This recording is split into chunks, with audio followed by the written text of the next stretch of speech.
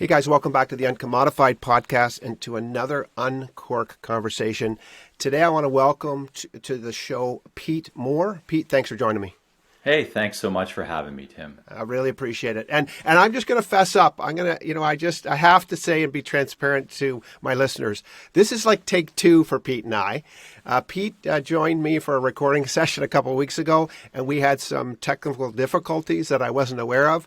And so we did this really great conversation, and technical difficulties said we had to do it again. And Pete graciously agreed to do this. So this is like take two, Groundhog Day, Pete. And so I want to say, just before we get started, I appreciate your willingness to do this with me again.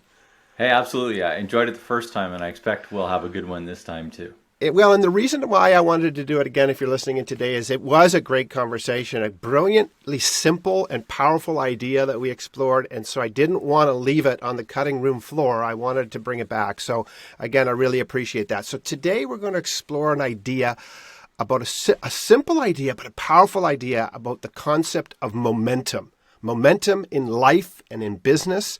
And we're going to be specifically talking about a tool, an idea that Pete developed a number of years ago called the Wheel of Momentum. But before we get into that, let me just tell you a little bit about Pete. I know a few things about Pete from meeting him a little while ago and chatting with him. I know you love business. I know you love everything about it. I know that over the last 25 plus years, you've been involved in different types of businesses. You're an entrepreneur. You've owned businesses that are franchise-based, independent-based, service business, trade business, retail business. I think you were a licensed realtor at one point, I think, Pete? I was, yeah. And a business broker. So lots of different background. And then in 2020, you became a certified business coach. And all of this is in the fulfillment of a very specific mission that you have. What is that mission, Pete? So my mission with regards to simplifying entrepreneurship, I want to coach 1,000 entrepreneurs over the next 5 years because I really believe that entrepreneurs are the backbone of every community. And it's the entrepreneurs, the business owners that donate to the hospital wings, they build the churches, they're usually the ones that are in all the community clubs like the Lions and the Kiwanis and all the different people that are working towards all that stuff, the goodness of healthy communities. And my feeling is that if I can help entrepreneurs do better with their businesses, that they're going to have more time and more money to give back to their communities. And that way we're going to have a better community wherever those entrepreneurs live. So that's really my goal with simplifying entrepreneurship and what I'm trying to do with all the coaching that I do. That's awesome, and it's a worthy goal. And I would just say off the top of this conversation is as we go through this today, if you're listening, if you don't have a coach, if you're an entrepreneur and you're looking for somebody who can come alongside you and breathe life into you and help you sustain the journey, and somebody who isn't just theoretical in nature, but very practical based on their nitty-gritty experience, Pete's your man. And you got to hunt them down. You got to find them. I'll tell you how to do that later. But before we get into that, let's get into this conversation. Of course, Pete, this is an uncork conversation. And if we were having it at night, we might uncork an alcoholic drink. But in fact, it's just after 10 in the morning. So we're going to uncork a glass of water together today. And cheers to you, sir. We're going to kick it off with that.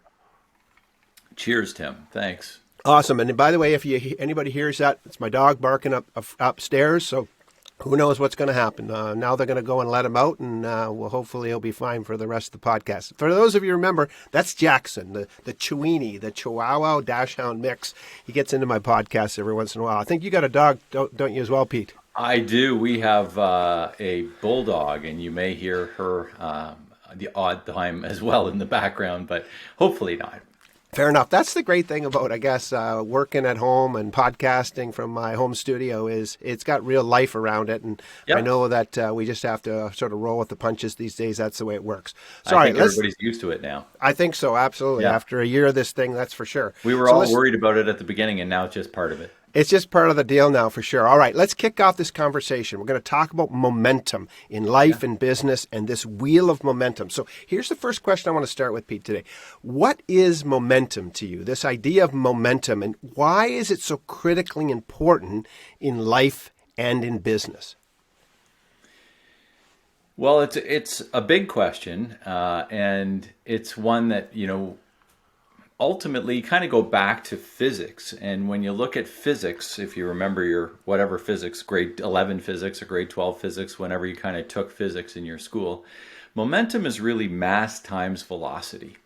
And that's sort of the equation for it, mass times velocity. Well, when we look at it and put it into the wheel of momentum, which you were chatting about a little bit earlier, we have 6 spokes in the wheel of momentum. And the wheel of momentum involves clarity, confidence, competence, cooperation, capacity, and creativity. So when we flip it into our lives and into our businesses, those are all the things that move the wheel ahead. Those are all the things that advance your entrepreneurial and your business life and your personal life too. Whenever you're stalled at any one of those 6 pieces, you kind of have to go back a step so you can move ahead.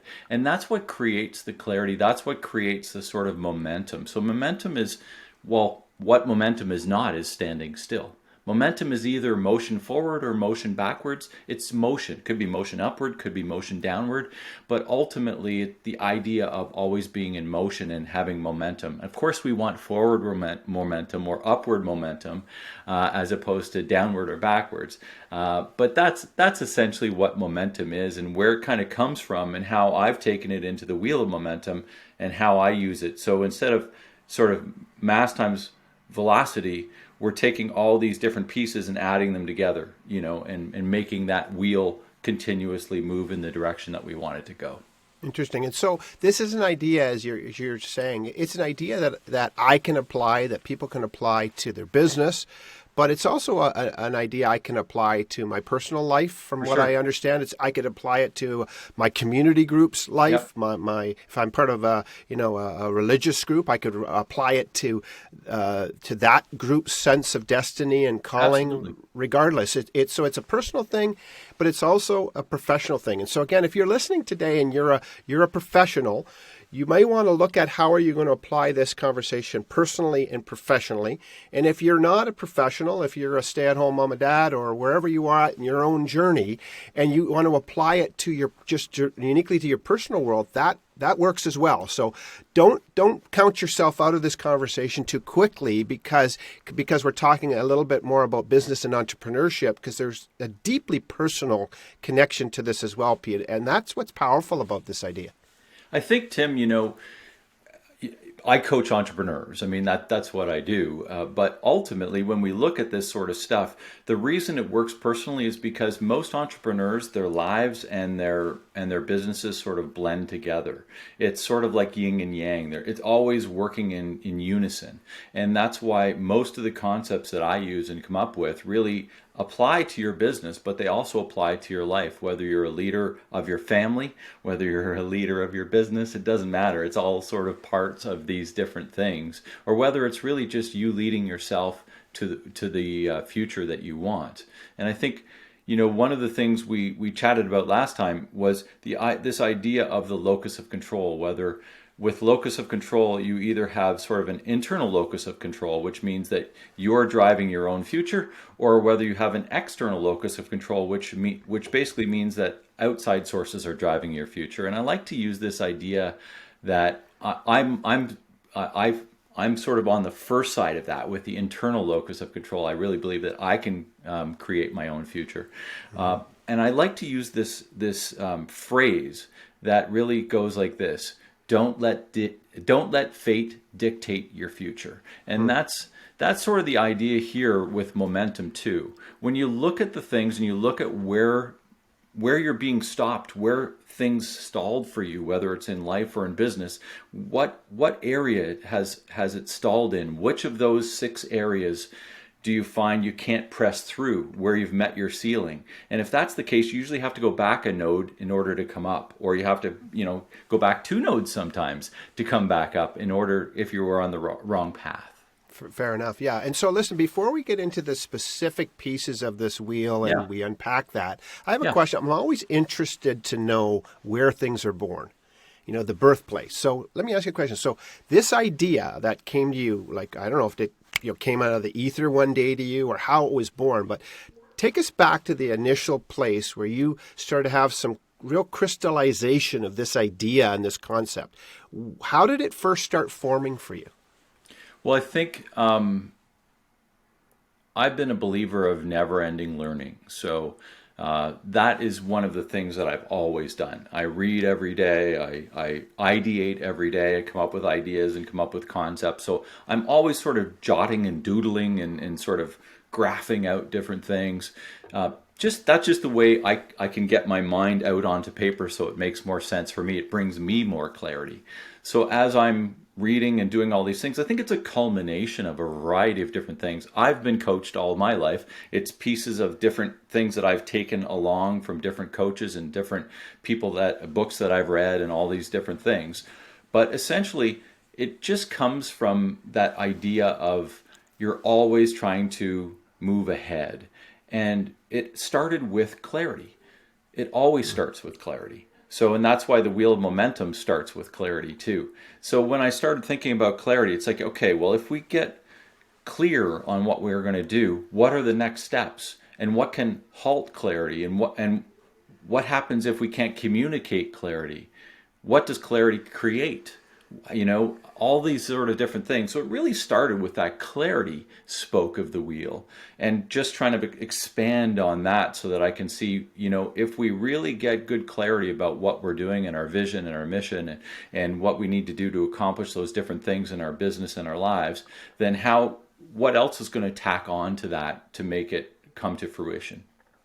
Fair enough. And it's interesting when you talk about clarity. I often think one of the things I say to my clients when I train and coach them, whether it's about vision we're talking about, or even Yep. communication, when I talk about, I give them an example. I say, if you're driving down a country road, and all of a sudden you hit a fog bank, boom, you immediately, fear usually rises, and you will slow down. That's the reality. That fog, that lack of clarity, the inability to see, impedes momentum absolutely instantaneously.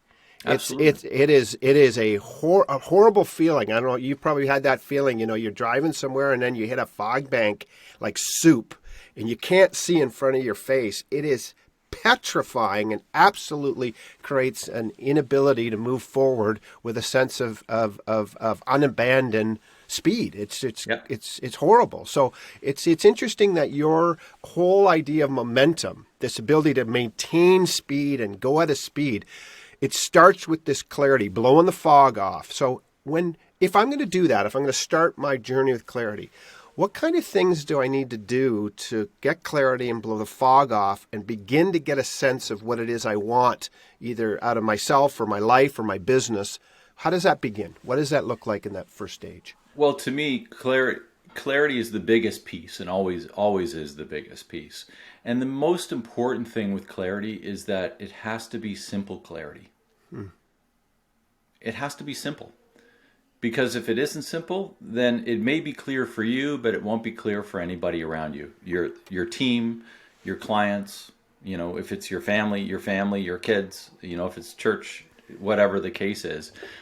You're not if it's not simple and it can't be communicated in very simple language, then you're losing some of your partners in what it is you're trying to do.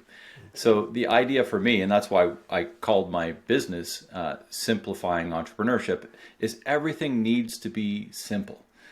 We don't want to use big words. We don't want to use overly descriptive words. We want to be, very base level so that everybody can be a part of the conversation, because clarity is conversation. It's about communication. Because if you're the only one that has the clarity in your mind, then nothing else is going to happen. That's a deal breaker. You don't have any. If you take it back to the momentum of mass times velocity, you have no velocity if you're the only person and it's only in your head with clarity.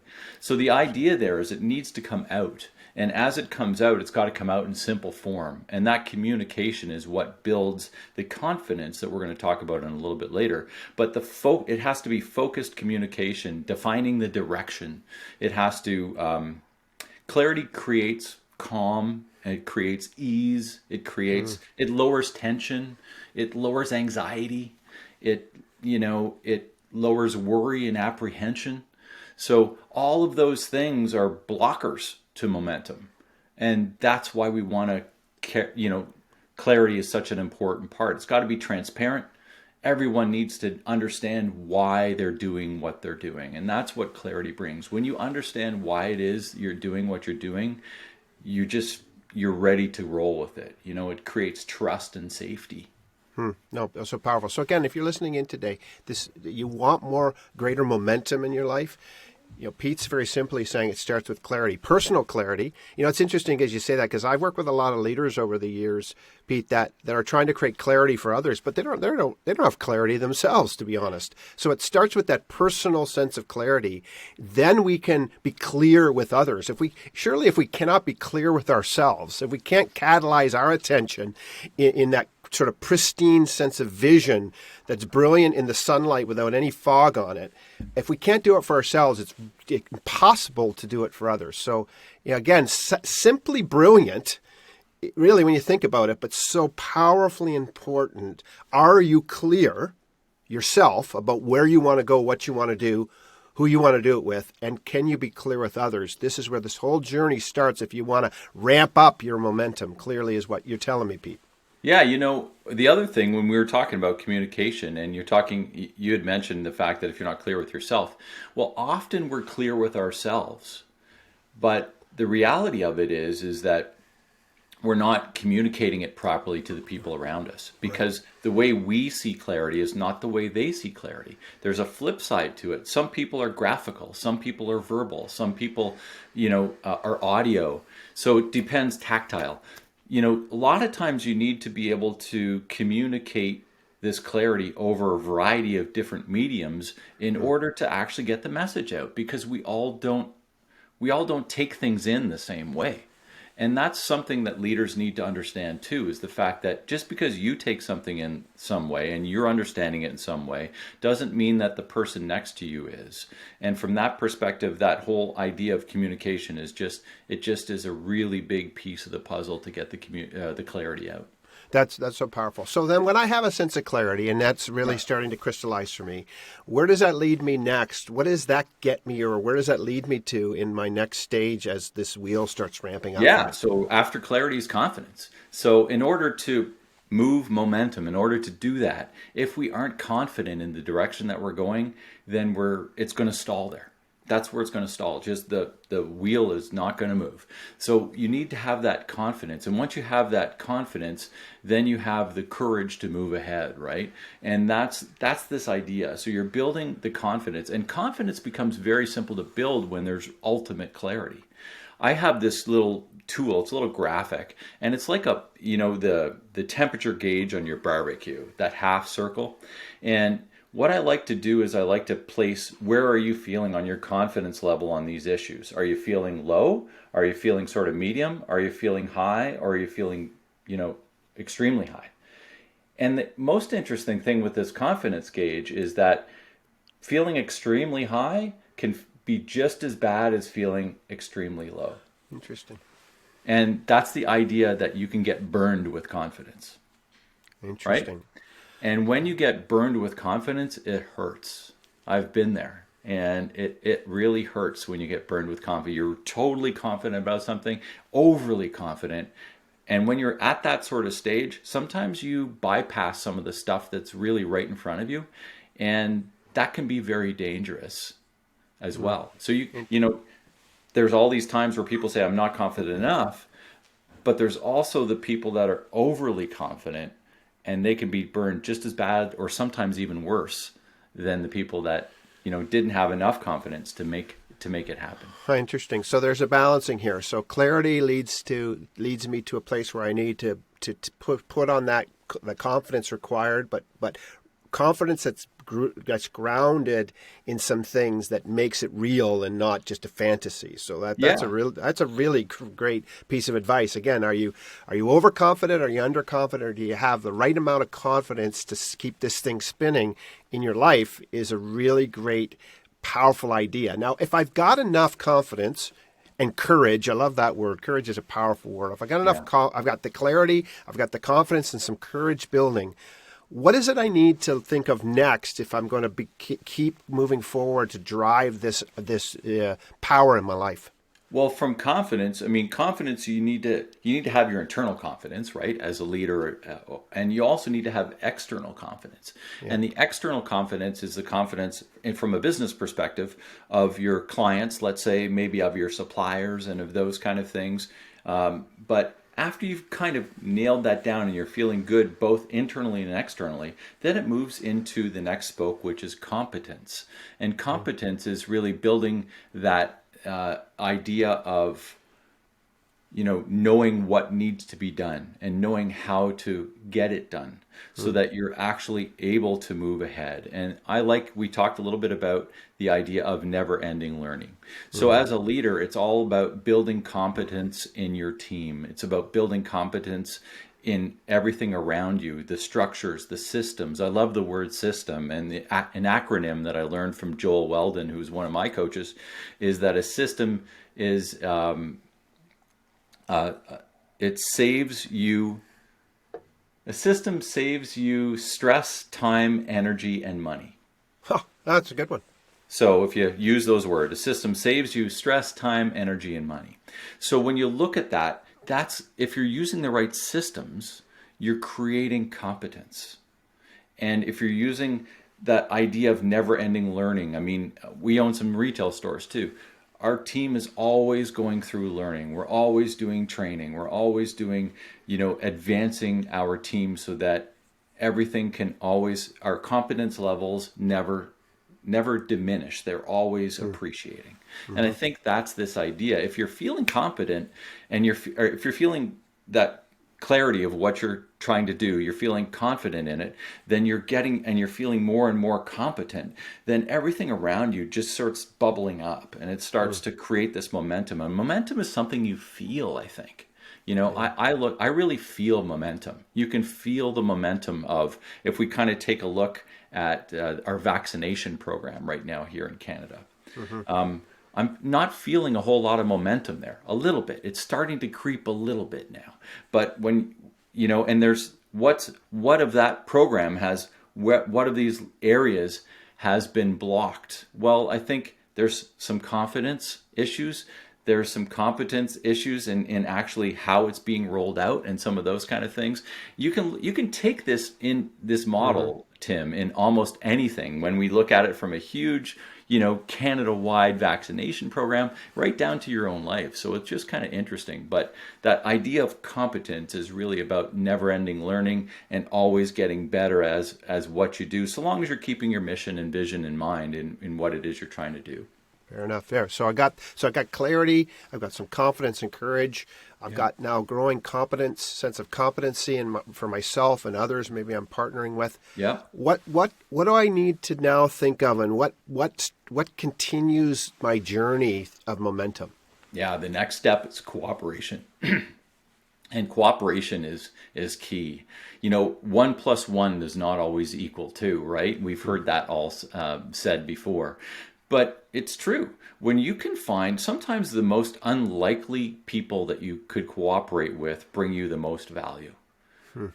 It's an amazing thing when we look in areas that we're not used to looking for cooperative people, suppliers, and anybody. Sometimes the most unusual people or businesses can be the best cooperative partners in the whole system that you're trying to set up. Hmm. You want a culture of partnership, a shared vision of what it is that you're trying to do, advancing both of your futures. I mean, it's got to work for both people. Hmm. So whether you're cooperating with an outsourced partner, whether you're cooperating with, really, you could be cooperating with an app or a Hmm. technology as Hmm. well. So some of those things that you would normally not look at, you need to be looking at who can cooperate to advance this and to increase your momentum. And you can see we're on step 4 now. Each of these things, when you add them in, they're multipliers to the momentum. You start feeling the momentum coming, right? The immediate capabilities, sometimes those immediate capabilities that you have are not what you need. So that's the idea. If you don't have the full competence level internally, then we're starting to look externally to who can we cooperate with and bring in that competence and cooperation so that we can keep this thing rolling. The faster it rolls, the more momentum you're going to create, right? Interesting. And I think about that word when you're using that word cooperation. Yeah, It's made of these two smaller words, to partner, to cooperate, and in an operation. There's two little words in here. So exactly. it seems like, as I think about this in my mind, clarity, confidence, competence, cooperation, it seems like there's something that starts to turn here in this process at this point, because now we're moving into operation, which is typically maybe a little bit more external. It's a lot of different things, but now this thing is emerging from the ground in some ways. It's almost like the first three things maybe can be a little hidden at times, and then it's like this. Now we're starting to push through the earth, and this thing is starting to materialize. Yeah. There's something that's changing, at least in my mind, as you describe it. At this point in the process, something's starting to change. Yeah, I agree. I mean, let's face it, we all procrastinate. I mean, every one of us does. And what happens when we procrastinate?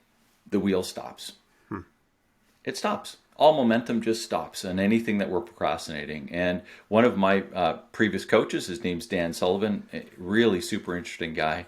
But he came out with this concept that your biggest procrastination is also the most important thing you need to do. Yeah. And I think that's an important part. So, what's stopping you on this wheel of momentum that's causing you to procrastinate?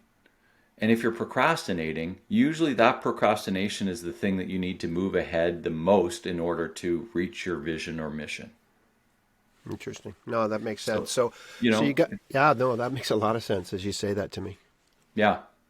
Yeah, so it's just part of this idea that we need to keep this wheel moving, right? And understanding and recognizing all of the stopping blocks along the way, because it's only when we recognize those stopping blocks that we're going to be able to push through to the next level, and we're going to be able to keep that thing rolling. Fair enough. So we've got clarity, confidence. We've got, hold on, let me think of this. Competency, cooperation. I think I'm getting it. It's simple enough that I can even I can remember this, which is pretty cool. What's the next piece of this puzzle? Where does this journey take me now on this wheel? Number 5 is capacity, and capacity is really your ability to have that volume, right? So, do you have the capacity to actually do what you need to do? And if you don't, again, we kind of go back to that cooperation side and maybe think of capacity like a school classroom portable. The school's already there, but we need more capacity. We're going to wheel in a portable for this semester, and we might have to wheel it out. That's the idea of outsourcing, right? We're going to wheel in a couple portables and we're going to wheel them out until you actually have the portables there full time, and you might as well just build a wing on the school. And that's when you take sort of that capacity internal as opposed to external. So when we look at the capacity side of things, it's really just that idea of, as a leader, you need to understand, you need to be looking, let's call it 2 seasons in advance as to what you're going to need for capacity. Because you don't want to have too much capacity. Too much capacity can be detrimental to your finances. I mean, capacity costs money. A lot of money typically. Yeah. So from that perspective, when we look at it on a business standpoint, we don't necessarily want to have an abundance of capacity, at least not internally. It's okay if we have access to external capacity, but those kind of things, you just have to understand the difference between internal capacity and external capacity so that you can make that happen. But that's usually when I like that analogy of the school portables, tack one on. And then once they're there for 2 or 3 years, then you really understand that maybe we just need to build another wing of 3 classrooms, right? That makes a lot of sense. And so again, if you're listening today, and if this is a good question, are you under capacity, over capacity? Do you need external? Do you have the internal? Do you have the external capacity? If you think about these things in your mind, regardless of what it is that you're thinking of, is that's what's stalling you in relationship to momentum? Do you not have enough? Do you have too much? Is it weighing you down? Is it all of these are great, simple but really great questions. And I'm gonna later on give a connection point and let you let people know how they can connect with you, Pete, because they might want to explore this conversation with you personally or professionally more for sure. So, okay, so I've got capacity now, and I've got some things moving on here. Where does that take me in this Well, journey? the last spoke, Tim, and that's creativity. And I Hmm. mean, when your capacity is at that level where you're really feeling comfortable and you're confident in where you're at, it allows you as the leader or the owner of the business or in your life when your capacity is big too, to actually start to think creatively. Hmm. And I mean, I'm a fairly creative person. I'm always doing stuff, but that doesn't mean that I can actually put it into my wheel yet, right? Interesting. So this is when you might have had all kinds of ideas bubbling through the first five stages, but this is when you can take some of those ideas and really flush them out and really start to build them, because the next step is back into clarity again. And clarity is going to build that next wheel of momentum, then it's going to keep rolling. So this is that last step before we start getting really clear again about what it is we want to do as we build the next level of momentum. So it's really about, that those creative juices. It's about understanding what our customer wants. It's about understanding what we want out of our future, out of our business, out of our lives. And then it's really taking that, becoming super clear about it again so that we're confident, and then, I mean, this wheel just keeps rolling and rolling and rolling. And that's how you know, bypass some of the different ceilings of complexity along the way that we all seem to fall under and not be able to get over in our times of life. Oh no, that's interesting because you use the ceiling of complexity. That's a really interesting way of thinking about that as well. So, I mean, I love this conversation because I think momentum, it's something I think of, with sports. You think of it, all these things. People say, "Oh, no, the Totally. momentum just shifted," and all of a sudden, something's happening, and people are like, it's palpable. You can feel it, you can taste it. And you said earlier, it's a feeling. As much as anything, and that is a powerful, energizing source. So let me ask you: when you lose momentum, when things grind to a halt and things are Yeah. happening, and you get stuck somewhere in this process, how is it as simple as go back one step and start with that, or is it more Yeah. complex with that? How do I get myself unstuck if I'm stuck with, I don't have clarity, I don't have confidence, I don't have the competency, I don't have cooperation, I don't have capacity, I Yeah. don't have enough creativity, whatever it is? How do I get unstuck? Really, the first step is to recognize what level you're at in the Okay. journey. I mean, understanding where you're getting stuck out of one of these six pieces. I have a little little worksheet that I use, and that worksheet has all six pieces on it, and I just write down the stuff beside it, and understanding the wheel of momentum, understanding where you're currently at and where you're getting stuck is the first piece. And then you're just going to take that back one step, and sometimes you're going to take it back two. Mm. Sometimes you're really going to take it back all the way to clarity because you weren't clear at the very beginning in order to get to where you were, and you got stalled along the way. Maybe you were overconfident, Mm. maybe your competence wasn't as good as you thought it was. So those are the kind of things. Sometimes you got to take it all the way back. I always say just take it back one step to begin, but sometimes, yeah, if you need more from it, you got to go back and say maybe we were either underconfident or overconfident, whatever the case was, but we got to reset on clarity. Clarity is always the mother here. It's Mm. always what gives birth to everything. And from that perspective, if in doubt, always go back to clarity and really try to clarify what it is that you're trying to get through. And then if it's a procrastination issue, then it's, you're working through these different things. Or if it's a finance issue, you got to go back and look through some of these things. I mean, all the different things are going to have their own parameters around them. Interesting. I But it love the almost analogy. always goes back to clarity at the Yeah. very beginning. And I love what you just said because I think, so if necessity is the mother of invention, apparently clarity is the mother of momentum. There you go. That's, you know what? You should write that one down, by the way. You might want Right to, you on. might want to, you might want to It's trademark on that the one. recording. Yeah, it's on the recording. No, that's interesting because again, it's the birthplace for Yeah. sure. So again, if you're listening in today and you're thinking about this, do me a favor. Please don't think about this externally before you think about it internally. Don't think about it professionally or organizationally before you think of it personally, because that I think that's a kiss of death. Sometimes we want to put these systems in place for our companies, but we don't want to embrace them personally. So again, I would challenge you, think about your personal life. Think about this. Do you have enough momentum in your personal life? Are you stuck? Where are you stuck? How do you get unstuck? Clarity, confidence, competence, cooperation. What was the next one? Capacity, and then creativity. Where are you stuck? If you're stuck personally, if your organization's stuck, if your community group's stuck, if your family's stuck, if whatever, think about this. It's a very simple, powerful idea, but do you need more momentum, more energy moving you towards your goals in your life? This is a great conversation for you to consider. And listen, Pete, as we wrap things up today, and I want to say first of all, again, thanks for your time. And again, as a reminder to our listeners, this is our second stab at this, and so your willingness to come back and have this conversation is so important to me because I want my listeners to hear this. I wanted them to hear this idea. Now, listen, if they wanted to connect with you, Pete, how do they do that? How would they find Pete? Yeah, so you can go to my website, simplifyingentrepreneurship.com. And to save the long email, I'll give you a shorter one if you want to just reach me out by email. It's Pete at Mohr, M-O-H-R, .coach. So Pete at Mohr, M-O-H-R, .coach. Those are the two best. I'm on LinkedIn, I'm on Facebook, I'm on, Instagram. So I've got all those channels too, but that's probably your easiest way.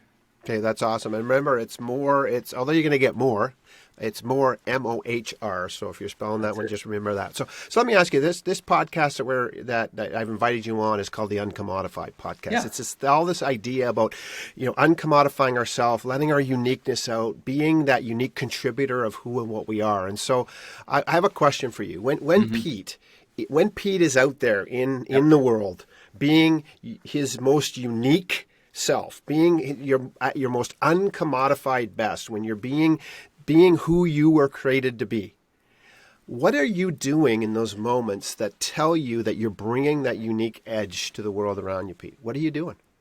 I think for me, that's why I've started coaching I look at coaching as my next 25-year career, basically.